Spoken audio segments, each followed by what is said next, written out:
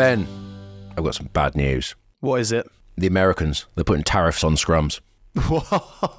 Mate, they're putting tariffs on everything. How on earth and what are they doing putting tariffs on scrum?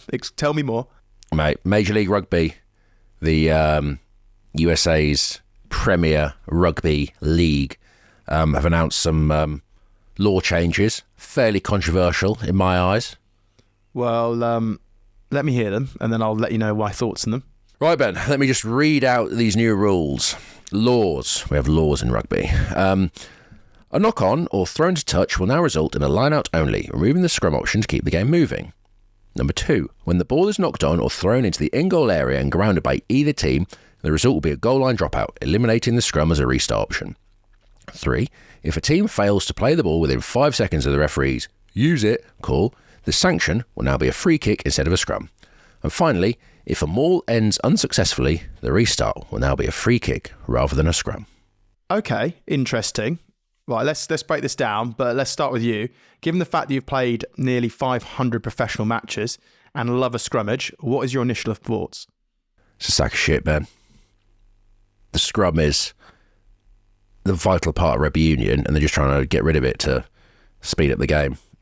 I know it speeds up the game, say, but it also means that punishment is less. For instance, say a maul collapses, the other team gets a scrum, then actually there's some form of jeopardy there in regards to they could lose the ball. Isn't there a contest for the ball at the restart, whereas a free kick, it's just meh. I just think, A, it's not really speeding up the game too much. B, you're losing a great technical part of the game, a great contest, or you're trying to remove it further, and you're getting rugby further away from where it initially started and stuff. And I just think, I just think it's trying to, how should I put it? The game's trying to become too diluted, and I think it needs to go the other way. I think there's a great art in scrummaging, a great art in the technical side of the game, which we talk about on this podcast. We should be selling that as part of the game rather than just trying to make it not so much touch rugby, but like rugby league, because that's one game in itself. And I think rugby union is its own game, and it should sell itself on its unique aspects of the game. The contest at the breakdown, the contest in the tackle, the contest at line out and scrum. And yes, people want to see tries, but also there are some bloody good games where there aren't tries scored and it's defensive stalemate, and there's an art in defending, and that's what I think the game should promote rather than just trying to make it a tap fest. So yeah, I think it's shit, Ben, ultimately. Do you not think they've done it in America to start with because they need to try and compete with such, huge sports that they'll never compete with, but they need to make it a little bit more fast-paced and a bit more less confusing, and therefore try and open up that American market. And one way of doing that is to try and eliminate scrums as often as they can and try and create a bit more of a fast-paced game. My issue is a couple of things. So if the maul ends unsuccessfully, it restarts with a free kick rather than a scrum, Coley. Depending on where that is in the pitch, everyone's going to get the ball. 10's going to sit there. He's going to tap it, and he's probably going to put a spiral bomb up and just create a chaos, which he could then drop. So then it goes to a scrum anyway, right?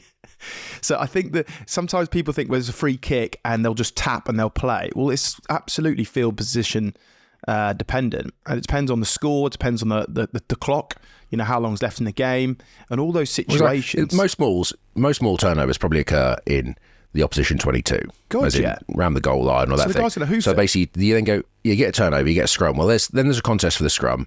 Potentially jeopardy there. You got to move the ball, then you got to kick it. There's opportunities for a contest, whereas you go, it's a free kick, and it's just like, well, the 10's probably just bang it down the end of the field. So actually, you could say, they're going to tap and go, but they're not. They're just going to bang it long, probably. So it kind of removes, yes, it gives you open rugby, but it removes an element of the contest. The only one I look at, and I think, actually, I don't mind that one, is a knock-on or thrown into touch will now result in a line-out only. Removing the scrum option. I don't mind that one. Teams mainly take the line outs anyway. A lot of the time teams just go, take the line out. So that one, I know it's kind of like you can remove the scrum, but also I don't think it's overly used. But then if it's not overly used, it can't be them wasting time. So therefore, just if one team has a great scrum, let them use the scrum. You know what I mean? The other one I don't necessarily mind is if a team fails to play the ball within 5 seconds and the referee calls use it, the sanction will then be a free kick instead of a scrum. I don't mind that one. I don't mind that one. But again, how many teams get caught out with a free kick? Very little. One every 10 games, something like that. We'll see how it goes in the MLR, but I'd say refs are more likely to call it now if it goes to a free kick. But this one I don't like, Coley. So when the ball is knocked on or thrown into the goal line area and it's grounded by either team, the result will be a goal line dropout.